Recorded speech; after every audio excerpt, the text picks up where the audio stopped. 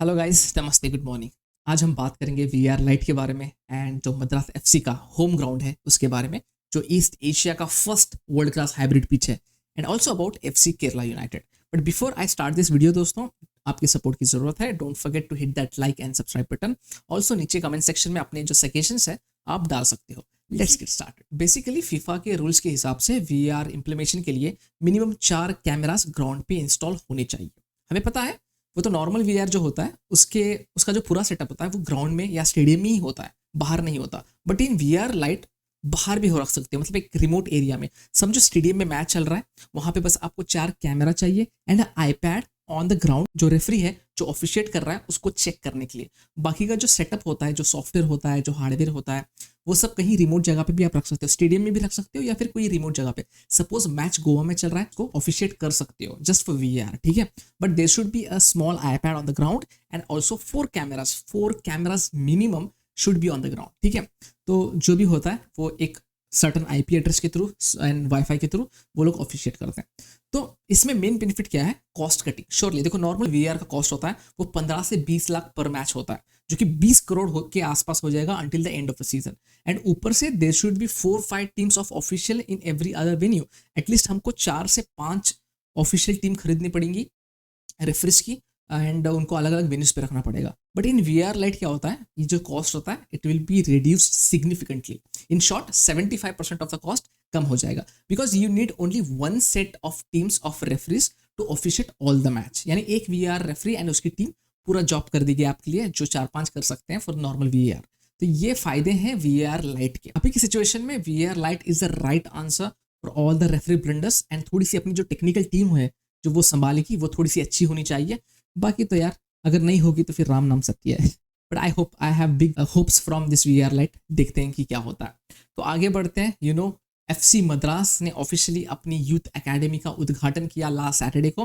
The academy is situated at Mahabalipuram and भाई साहब 23 acres का campus with state of the art football pitches, accommodations, learning facilities along with an indoor swimming pool। भाई देखो, they are 3 football pitches. एक तो artificial आपको synthetic वाला ground मिल जाएगा, एक नेचुरल ग्राउंड मिलेगा, and also a world class hybrid ground.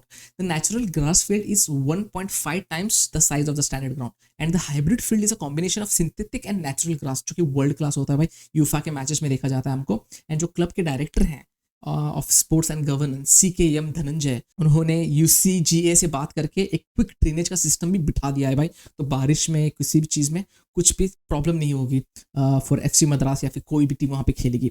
तो भाई Venkatesh Shanmugan, a former captain of Indian national football team and former assistant coach of Indian national football team, will be taking on the role of technical director of football. अभी वो फिलहाल east Bengal के वो पद छोड़ के he'll go and become a technical director of FC Madras। and also यही नहीं, FC Madras is also focused on providing top notch football training, but also वो लोग sustainability and community engagement में believe करते हैं। they have plans to introduce like programs like क्या बोलते हैं उसको, summer camps, weekend programs, corporate events, membership programs, and ऐसे बहुत सारे participation जो इन community को encourage करने के लिए कि आप आओ फुटबॉल खेलो, आपके बच्चों को भेजो, stuff like that। That's a very great initiative from FC Madras and the owner। Currently they have scouted players from under 13 and under 15 teams, and और भी काम चल रहा है, और भी बहुत ज़्यादा काम चल रहा है अंडर 17 का, अंडर 19 का, and other categories also they are working on it. Let's see उससे क्या होता है। एंड ऑल्सो गिरीश माथुरभूतन जो है, जो फाउंडर एंड CEO है ऑफ FC मद्रास, उन्होंने बोला है that they will make sure that Madras puts on a great show. And also not only the team, they are trying to put India on the footballing map and make good players। अच्छे players निकल के आ सकते हैं FC Madras से, उन्होंने promise किया है। So that's really great initiative and hats off to that. So आगे बढ़ते हैं। And the neighbouring state Kerala, the neighbouring state of Kerala and football goes hand in hand. We all know that भाई कल KPL का final हुआ between Gokulam Kerala and FC Kerala United. And the Kerala United ने Gokulam FC को 1-0 से हराया। कॉन्ग्रेचुलेशंस। एंड जो केरला यूनाइटेड के ओनर्स हैं, Abdullah bin Musad bin Abdul Aziz Al Saud, former General President of Saudi Arabia's General Sports Authority, he is a founder of United World Group which holds the following entities। मतलब ये एक founder है of United world group and owner of Sheffield United football club, जो अभी championship में खेलती है। And also Belgium team जो बेरकॉस्ट FC है, अल हिलाल यूनाइटेड जो कि यूएई की अल हिलाल यूनाइटेड है, उनका भी ओनरशिप इनके पास है। एंड ऑल्सो ये जो बेरिकॉन चेथोरुक्स बल्कि एक टीम है ये फ्रांस की, उसके भी ये ओनर है। And also Kerala United FC in India, this are some of the teams he owns and he has promise that he will be bringing international teams to Kerala for friendlies in coming days. So we might see some of this franchise play against each other in coming days in Kerala. भाई देखो एक बात सही है यार, Indian football is heading in the right direction. आप भी सही दिशा में जाते हुए एक सब्सक्राइब बटन ठोक देना। एंड ऑल्सो डोंट फॉरगेट, अगर आपको ये वीडियो पसंद आया तो लाइक करना ना भूलना, अपने सजेशन भी दे देना नीचे कमेंट सेक्शन में।